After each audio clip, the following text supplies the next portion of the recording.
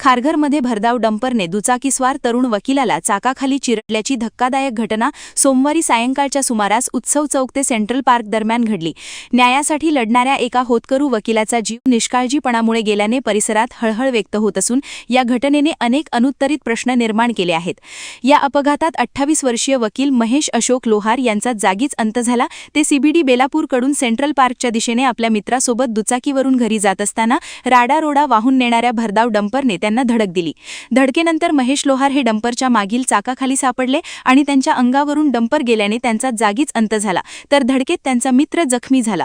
या अपघातातील जखमी सहकारी वकील हे प्रत्यक्ष साक्षीदार असून त्यांनी पोलिसांना दिलेल्या जबाबात धक्कादायक माहिती उघड केली आहे।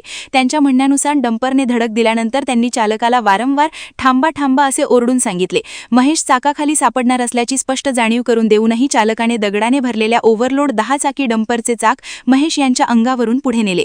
या निष्काळजी आणि अमानवी कृत्यामुळे पोलीसही स्तब्ध झाले असून अपघातानंतर चालक घटनास्थळावरून फरार झाला।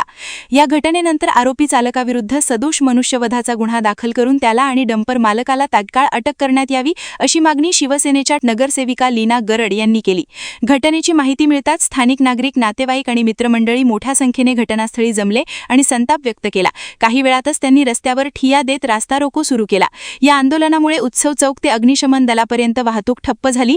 घटनेची माहिती मिळताच सहाय्यक पोलीस आयुक्त विक्रम कदम, वरिष्ठ पोलीस निरीक्षक संजय जोशी यांच्यासह वाहतूक शाखेचे अधिकारी आणि पोलीस घटनास्थळी दाखल झाले।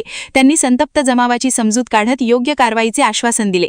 अखेर सायंकाळी 7:30च्या सुमारास आंदोलन मागे घेण्यात आले आणि वाहतूक सुरळीत करण्यात आली।